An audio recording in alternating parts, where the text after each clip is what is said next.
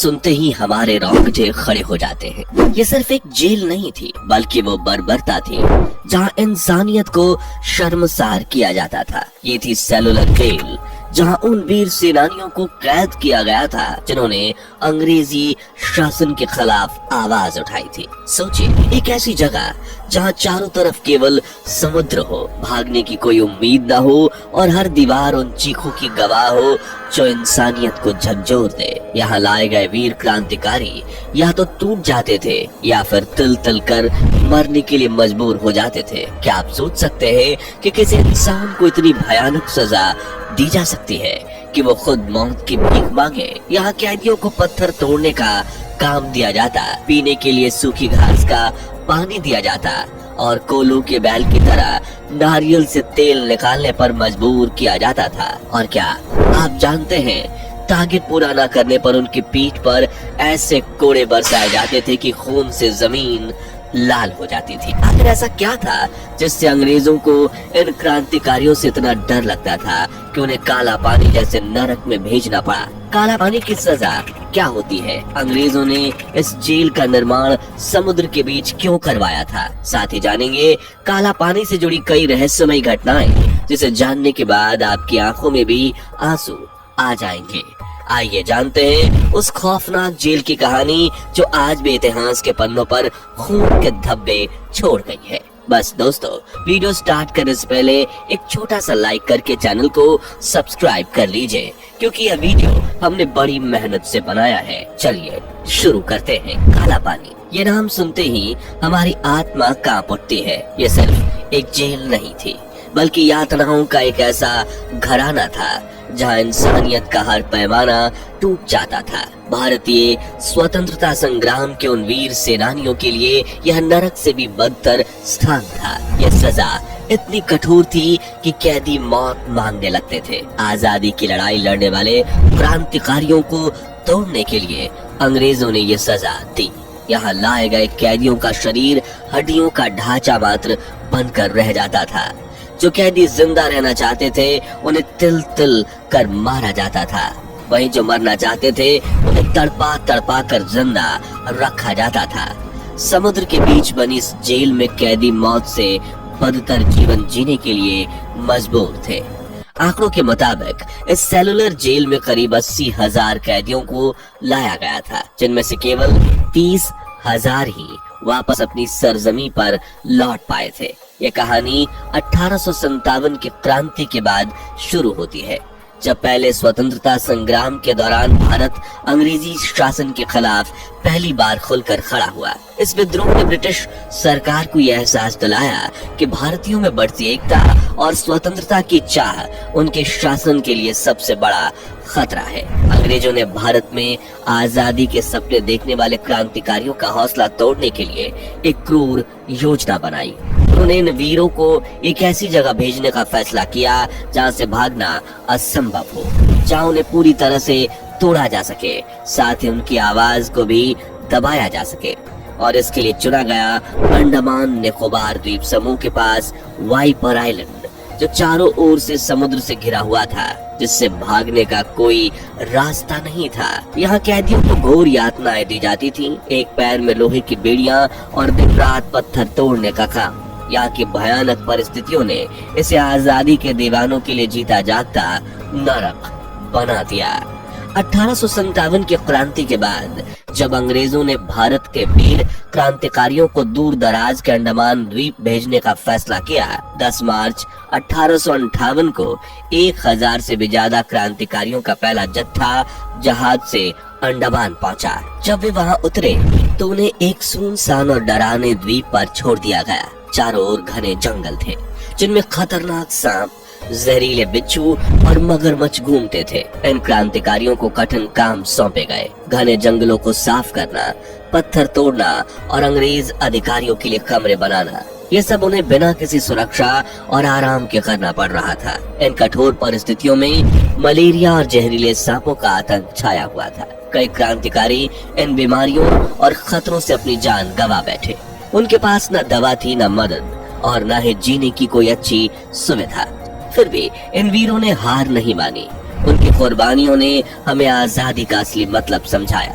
साल 1896 में अंग्रेजों ने एक ऐसी जेल बनाने की शुरुआत की जो न केवल क्रांतिकारियों को बंद रखने के लिए ठीक हो, बल्कि उनके आत्मसम्मान और मेंटली भी उन्हें पूरी तरह से तोड़ दे। कितनी हैरान करने वाली बात है ना कि जिन कैदियों को वहां रखा गया था उन्हीं से जेल बनवाई जा रही थी ताकि उन्हें काल कोठरियों में कैद किया जा सके।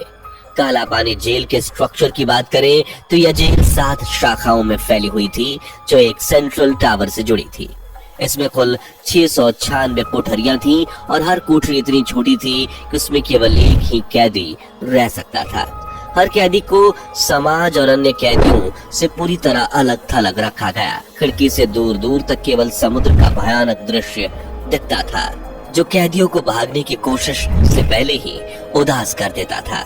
यहाँ कैदियों को खाने के नाम पर घास और कीड़ों वाला खाना दिया जाता था। उनके पास सोने के लिए कोई बिस्तर नहीं था। शौचालय की कोई व्यवस्था न होने के कारण उन्हें अपनी कोठरी में ही शौच करना पड़ता था। यह सिर्फ शारीरिक यातना नहीं बल्कि मानसिक पीड़ा का भी साधन था। कैदियों को कोल्हू के बैल की तरह नारियल से तेल निकालने का काम दिया जाता था। रोजाना 30 पाउंड तेल निकालने का टारगेट तय किया गया था जो लगभग असंभव था।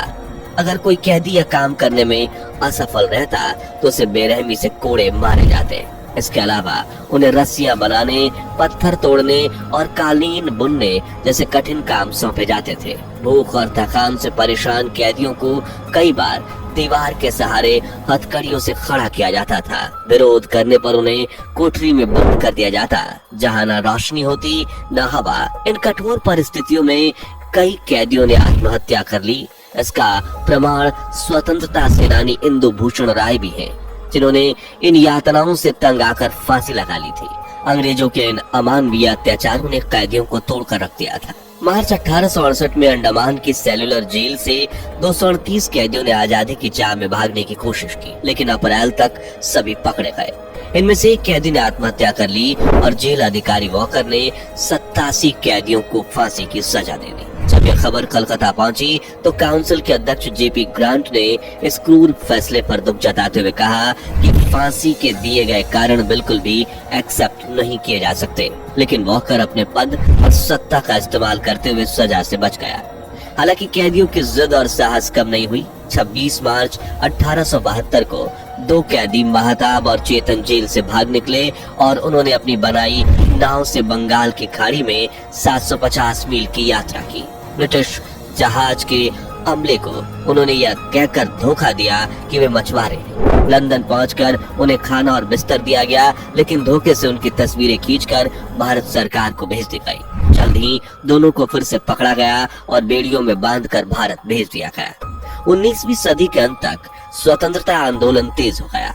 अंडमान की जेल में कैदियों की संख्या तेजी से बढ़ना शुरू हो गई। साल 1930 के दशक में अंडमान की सेलुलर जेल में बंद कैदियों पर अंग्रेजी हुकूमत का अत्याचार चरम पर था। सख्त नियम, अमानवीय व्यवहार और यातनाओं से तंग आकर कैदियों ने विरोध का रास्ता चुना, वो भी भूख हड़ताल।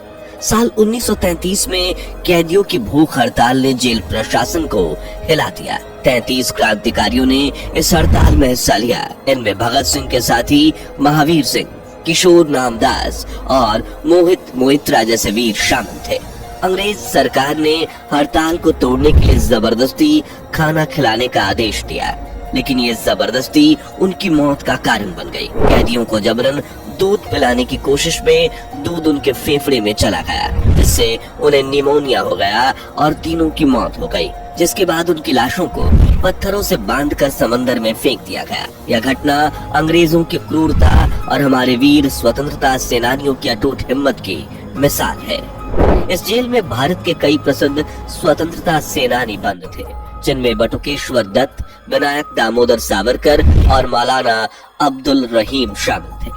सावरकर ने यहाँ कई कविताएं लिखी जो आज भी उनकी सहनशीलता और पीड़ा की गवाही देता है।